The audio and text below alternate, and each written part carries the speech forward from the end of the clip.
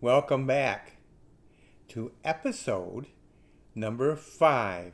Today we are looking at becoming a published author is fun, and we're looking at the particular topic of indie author. I've been talking about indie author ever since the beginning, and I thought it might be a good idea to clarify what I mean by an indie author. I think most of you probably already know, but it doesn't hurt for you to get another viewpoint or to have your own viewpoint confirmed.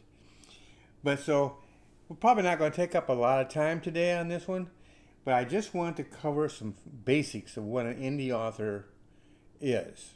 Now, for me, I started out as basically when I first started out writing, I was thinking in terms of traditional. I wrote the book, and then I started looking for an agent because I knew that it was recommended. You didn't have to have an agent, but it was recommended for you to have an agent. So I started looking for an agent. It took me between 4 and 6 months to find an agent. I went through a ton of agents, just looking at them, finding out what genres they take, because not all agents are alike. They specialize in different genres. And so I went down list of name after name after name after name. I finally come across a lady who advertised herself as a agent, and she was in one of the genres that she covered was historical fiction. And this is fiction based on history. So I thought, well, that's exactly what I write. In my case, it's Bible history. It's I take a event or a person or whatever, and I write a fictional backstory to that historical event or historical person. So I wrote my very first book called Refuge, the Genesis Chronicles. And I located this agent, and so I sent her a letter and requesting for her to consider me as a possible client, for her to be my agent. Well, she wrote back a very nice letter and politely declined, saying that this was not the area that she wanted to work in. And I looked at that letter and I thought, well, I know I told her it was historical fiction, and I know it says on there historical fiction. Now, she didn't say anything about genre or anything else in this letter. So it took me a long time before I finally figured it out. And it was she undoubtedly did historical fiction, but she didn't want anything to do with biblical historical fiction. I don't know why. I have my own opinions, but those are just opinions. I have no facts to support them one way or another. The point is, she declined. And that left me without anything. I didn't have any agent or anything. And so that meant I had to, if I wanted to pursue going for a traditional, and if I wanted to pursue an agent, then that meant I basically had to start all over. And to be honest with you, she was one of just a very few who did any kind of historical fiction. So I said, okay, I'm not going to go for an agent. I'll just represent myself. That's when I went to a self-publisher and got published through them. And we've already been through self-publishing, so we're not going to cover that today. It was a good self-publisher. I mean, they did a good job. I was very pleased with the book. I got compliments on the book. I even had one Christian leader who was president of a Christian college, and I knew him personally and sent him a copy. He read it, and next time he saw me, he told me, Ron, you need to keep writing. He says, we need good Christian writers, so don't give up. Keep writing. That was something I've never forgotten. It was an encouragement to me. It came at a very early stage in my career, and it meant a lot to me, especially considering who he was, who he is. Well, he's retired now, but he's still associated with the college. But in any case, I went into self-publishing, and for all the reasons that I told you in the previous 3 videos, I eventually decided to go to become an indie author. So what is an indie author? Well, I've come up with some explanations. You may have some others.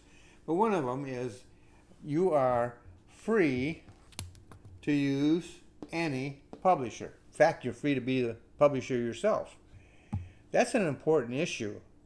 And we covered that in our previous videos. But that's an important thing. The key word in this whole thing is free. And you might even say any.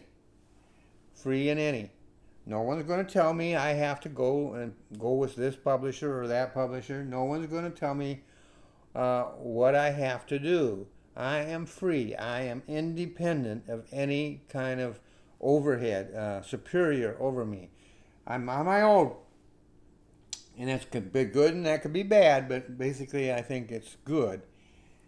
I'm free to use any publisher that I want, or to become that publisher, which is what I went on to be.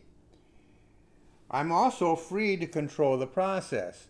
That means a lot. Now, think about this. I am free to choose what genre I want to write in. I'm free to write whatever story I want to write. I am free to do my own editing. And I am free to do my proofing and all that. And finally, I'm free to publish it. Now, one thing that's common through this, or two things actually. One is the word free all the way through it. But in every case, I have responsibility. We talked about it, and I used the word control. I'm in control of all those phases. I am responsible for them. Now, that means a lot of things. And one of the things that means is it says you can control the process. Right there. Control the process. That is a very important position that you are in when you are an indie author. You control the process. It doesn't matter who you have as your publisher. You control the process.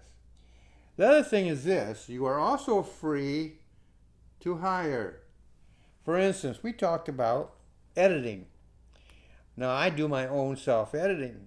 But as I get, particularly now that I've taken on responsibilities as a publisher and a teacher, a variety of different things, I may not even have the time to do my own editing. So time is a factor. And so I may have to eventually hire somebody to evaluate my writing, find the errors, correct them. Now, that editor will never be totally in control. I will always have final say. And important, that's because I'm an indie author. It gives me that right to be in charge. It's my book. And so I want it to be out there to reflect me, to reflect my desires, my aims, my goals, whatever you want to call it. So that person that I hire is responsible to me for what they do. Now, if they're any good at what they do, that's not going to be a problem. I know some people who do edit other people's work. From everything I have ever gathered from them, they value that client's independence, that the fact that that client is actually hired them to do a work. So they want their work to be enhanced, to improve, to better that client's work. They want that client to be pleased with their work. And I know a few people who do that very thing. And so that is a very important part of it. Another thing is you might want to hire somebody to do your book cover. Now, in the past, I've done my own, and I've been generally pleased with it. That doesn't mean it couldn't be improved. And so there are people out there, especially I think of Fiverr. That's an organization, online organization, Fiverr. And they started with the idea of $5 an hour, I believe. And they still have $5 an hour, and they have $10 an hour, $15 an hour, $20 an hour, and up. Now, that doesn't necessarily mean that they are, the more you pay, the better it's going to get. It just simply means that they require more. It's up to you to find out who does the best job.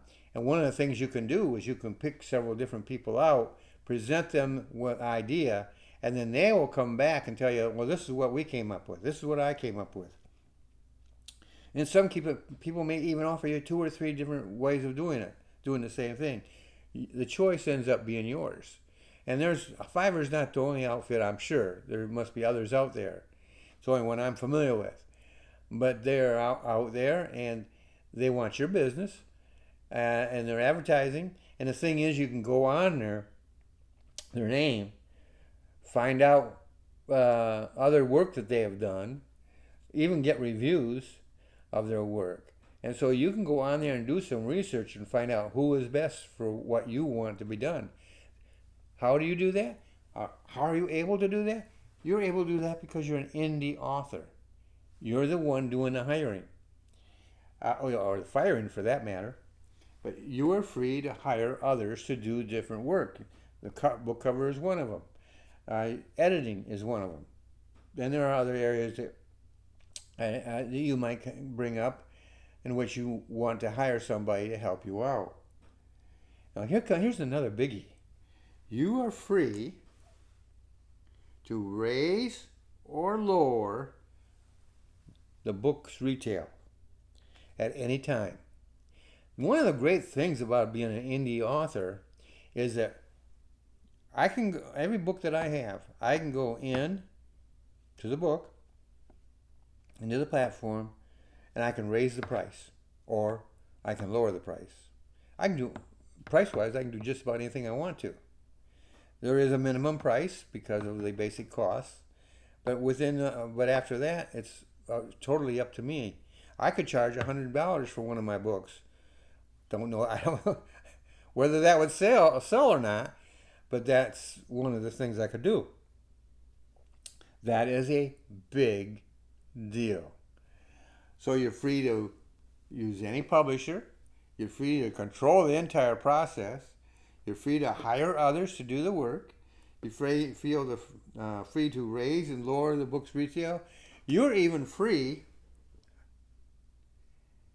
You're free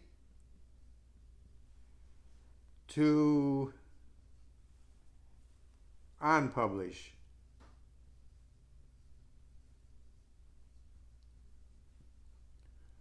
Now, an example of this is I had some books out there by other publishers. I bought the rights. Now I'm free to publish them. And I have done just about that. There's one book, my very first book, Refuge of Genesis Chronicles. I bought the rights to that and I unpublished it. And except for what they may have had on hand, if they had any books on hand, they could still sell those books. But they can't print anymore or anything of that nature. I own all the rights to it, and I unpublish it. So I can, theoretically, if I want to, republish that book under that name. So that's one of the things I can do, or I can republish it under some different name. But I'm free to do that. There's just so many different freedoms that you have as a indie author. Of course, there comes with that what I discussed in another one, in some of the other, actually the last video, is that quality is number one. It has to be number one on your table. It has to be the number one in writing, number one for your cover, number one in every aspect of your book, because you want people to buy your book. And when they walk in and they see that cover, you want their eyes to fasten on that cover, ignoring all the other covers around it. You want to attract their attention.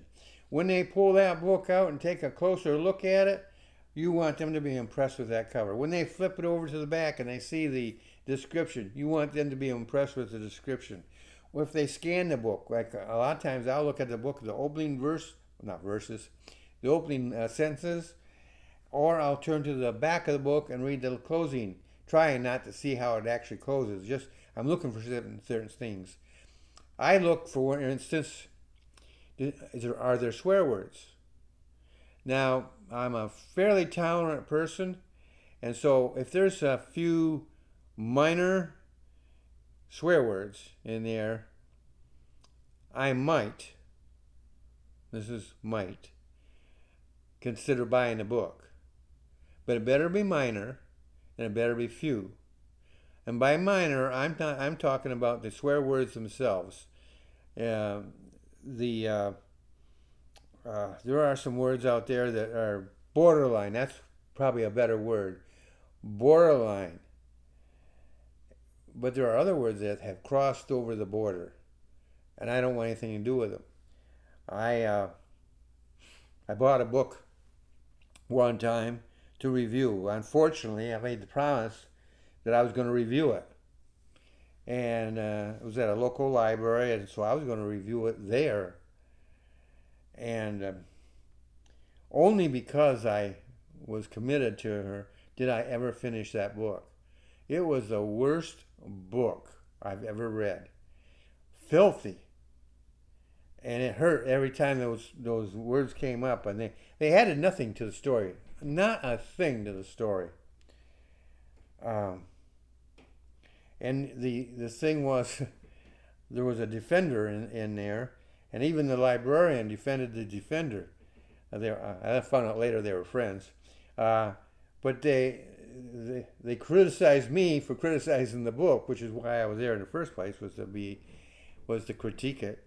But in any case, that book was filthy. Now, it had a good plot. It had an overall good story. It could have taken out every swear word in that book and not damaged that story one bit. In fact, I think it would have improved it considerably. And there were other people in that room who agreed with me. They were nodding their heads when I explained why I was opposed to it. But that author, by the way, is a famous. If I was to mention her name, you would recognize it right off the bat. She's a famous, and I would imagine, wealthy author. But being a wealthy author doesn't make you a good author. Being your book selling a lot of books doesn't make you a good author. It just means that you found a niche that people liked, and they didn't care about the swear words. They didn't care about the vulgarities. They didn't care about any of that.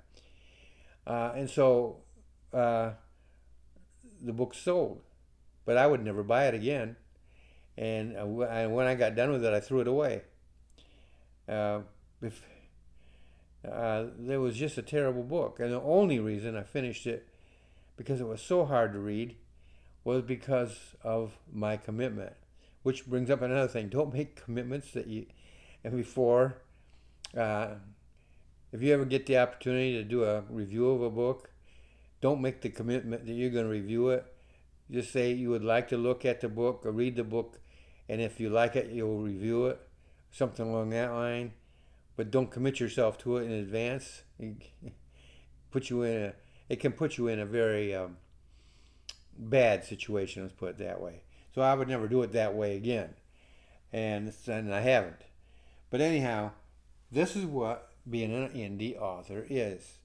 It's freedom. It's control, but it also is responsibility. You have a responsibility to yourself and to the reader to produce the best possible book you can do. I don't care if you're talking about a little pamphlet or if you're talking about a major 400, 500, or 1,000 page book. You want to put out the best work that you can put out. And I've been pleased to know some authors who do just that. They may not be well known right now, but if they continue on, they might very well become well known. And I've been pleased to read their books. And I hope that people who have read my books are pleased with my books. But in the end, I have to look in the mirror and say, I am pleased with the books I have written. Whether or not they sell is not the final criteria. The final criteria is if you can look in the mirror and say, yeah, I'm glad I wrote it the way I wrote it. I'm pleased with it. Yes, I authored that book, and I don't want to say proud of it because we can't be too proud, can we? But you can have pride in your work, and you should have. So if you're not an indie author, I recommend you be one. It simply means that you're free to do what you want to do, to choose the publisher you want to choose, to write the book that you want to write, the way you want to write it, and to sell it for the price that you want to sell it for. That's what an indie author is. I'll see you in the next episode.